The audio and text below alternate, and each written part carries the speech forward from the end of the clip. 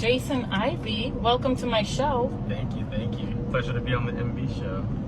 So you are the senior consultant of media strategies for the Paul Vallas campaign. Yes, this is true.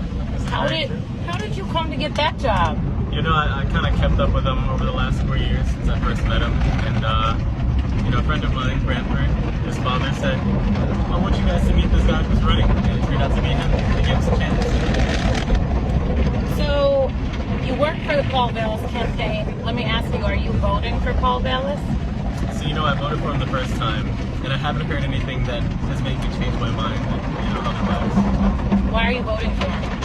I think that the outlook that he has, or the outline for his plans for the city, will sort of address some of the roots, the deep-rooted inequities that we've been seeing on the south and west side. And being from the south side, we've been longing for change for a while.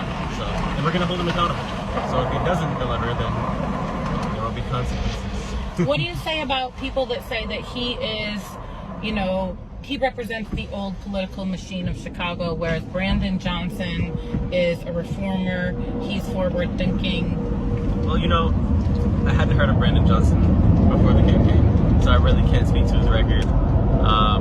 People that I speak to from the older days, 10, 20, 30 years ago, they can speak to Paul's record, and I haven't really heard anything negative about it in personal conversations. It's always on commercials and random people saying things, but when I speak to people one-to-one, they tell me that they support him and he's done a great job throughout his career.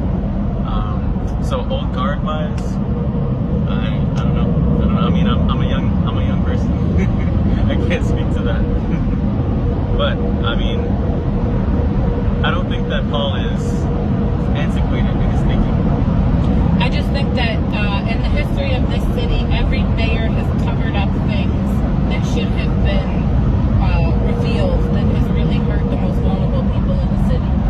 And so my question is, what is Paul Vallas going to do if he becomes mayor? Well, that's a broad question. I don't think he'll cover anything up, though. I think that there are way too many eyes on this election in the city, around the country, that will prevent that from happening. I feel like a lot of the candidates in the race, in the primary, have supported him. And we're at a crossroads where it's not just Chicago that's watching anymore, right? It's the entire U.S. And you can't cover anything up at that large of a scale. Real quick, anything you can say from inside the Paul Vallas campaign that we would be privileged to hear? Oh man, this is probably obvious, but long days, extremely long days.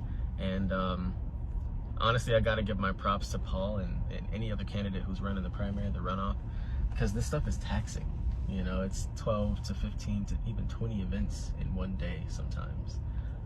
And I've seen Paul's, not the policy side, not the, law and order, the policing strategy, the education strategy. I've seen his personal side. And when he's off the campaign trail, just relaxing, dude's a normal guy. He talks about movies. He's a movie buff. He's seen far more movies than I've ever even heard of. It's kind of crazy.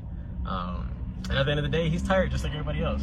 He's like, this is it. But he's putting himself through the ringer because I think he genuinely believes that he's going to do some good for the city.